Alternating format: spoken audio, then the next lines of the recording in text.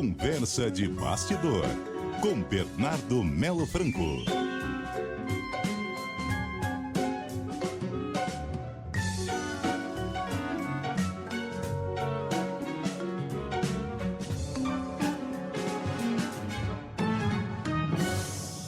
E aí, Bernardo? Boa tarde, Sardenberg. Boa tarde, Cássia. Boa tarde, ouvintes da CBN. Boa tarde, Bernardo. Bernardo, nos estúdios do Rio e de Brasília, Bernardo. Rio de Janeiro. Rio de Janeiro. Viu o jornalista de paletó, já achou que era Brasília. Exatamente. Aqui a gente também trabalha, Carlos Alberto. Mas não precisa usar paletó, né? De vez em quando precisa. Estava apresentando um evento aqui no auditório da Editora Globo mais cedo. Deus ajuda quem cedo madruga, né? Tá certo. E a Zambelli, hein? Ela ainda tem um recurso, né? Pois é, Sardenberg. Carla Zambelli, né? Essa personagem que volta e meia volta ao noticiário, retorna ao noticiário, nem sempre em situações muito honrosas. A Carla Zambelli, a notícia do dia é que a justiça italiana autorizou a extradição dela para o Brasil, e isso talvez aponte para o fim de uma novela já longa, de quase um ano, desde que a Zambelli foi condenada pelo Supremo Tribunal Federal por aquela invasão hacker do sistema do Conselho Nacional de Justiça. Só para recapitular esse assunto, a Carla Zambelli foi condenada em maio de 2025 a 10 anos de prisão, e ela, em vez de se entregar à justiça, ela fugiu do Brasil. Ela atravessou a fronteira com a Argentina por solo, depois ela pegou um avião, foi lá para os Estados Unidos e em seguida foi se esconder na Itália. E foi encontrada, ela entrou lá no alerta vermelho da Interpol, foi encontrada, foi presa, foi levada para uma penitenciária feminina ali nos arredores de Roma, e desde então a defesa dela tenta mantê-la na Itália, tenta mantê-la fora do Brasil. O governo brasileiro tem feito uma série de esforços para cumprir essa ordem, né, de extradição dela para cá. Foram mobilizados diplomatas, policiais, pessoal do Ministério da Justiça, do próprio Judiciário, e finalmente nessa quinta-feira saiu uma decisão da Corte de Apelação de Roma, autorizando a extradição da ex-deputada para o Brasil. A defesa diz agora, Sardenberg, que vai recorrer à Corte Suprema de Apelação na Itália. A nomenclatura, né, dos tribunais lá é diferente da nossa.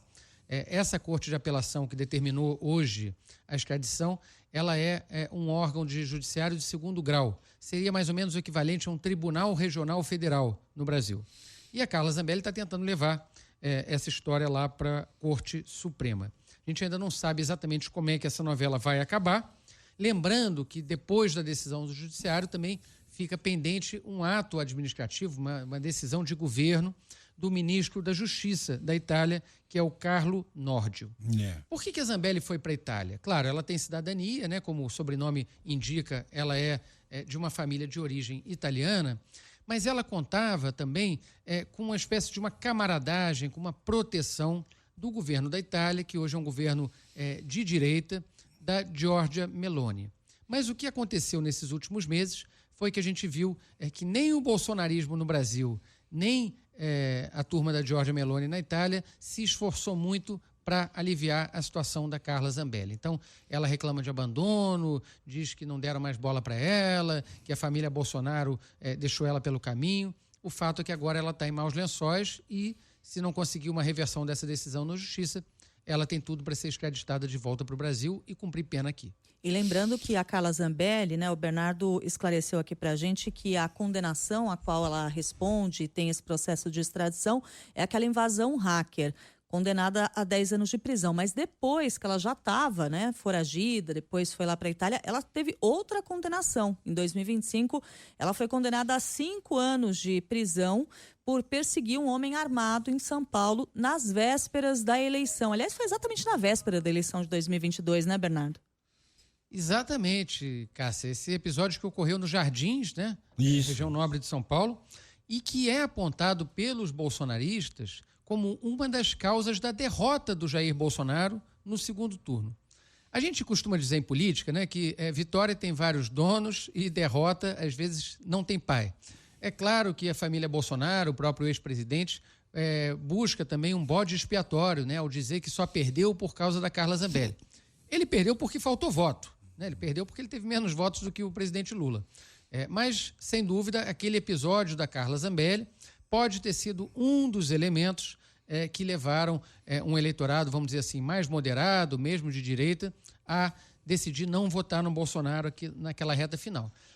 Esse episódio, você lembra, né, Cássia? Foi um eleitor do PT, né, um homem negro, que fez ali uma provocação à deputada. Como políticos costumam ser provocados na rua, é parte do trabalho deles saber lidar com isso, né, a vida real na rua, e ela sacou uma arma e saiu correndo atrás desse homem até interceptá-lo lá num bar, né, numa espécie de uma lanchonete. A Carla Zambelli, por esse episódio, ela foi condenada por porte ilegal de arma, ou seja, ela não tinha nada que está com revólver ali, ela não tinha porte para caminhar com aquela arma nas ruas, e por constrangimento ilegal com emprego de arma de fogo. Então, se a gente somar a pena anterior, né, pela invasão do sistema do CNJ, que foi de 10 anos, com mais essa pena, ela responde aí por condenações que somam mais de 15 anos de prisão. Portanto, ela está bastante encrencada e, como eu falei, até por causa desse episódio, Cássia, ela acaba que não tem mais aquela rede de proteção política com a qual ela contava no Brasil, né? Ela foi se indispondo com figuras da família Bolsonaro, com o ex-deputado Eduardo Bolsonaro, e aí, no momento da dificuldade, quando ela olhou para o lado, não tinha muita gente para defendê-la. Importante a gente lembrar também que a Carla Zambelli, ela foi uma personagem, embora meio folclórica, às vezes meio anedótica, ela foi uma personagem importante da corte bolsonarista, né? A gente está falando de uma deputada federal eleita por São Paulo em 2022 com a segunda maior votação do Estado. Ela teve 946 mil votos, quase 1 milhão de votos.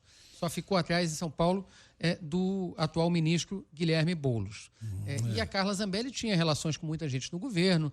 Ela chegou a ter o então ministro Sérgio Moro como padrinho de casamento dela. Então, era uma pessoa forte no bolsonarismo, que teve influência no governo passado e que agora está se vendo abandonada, correndo risco de ser extraditada para o Brasil. Bernardo Melo Franco, obrigado, Bernardo. Até a semana. Até a semana. Um abraço para vocês, boa tarde para os ouvintes. Até mais, Bernardo. Até mais.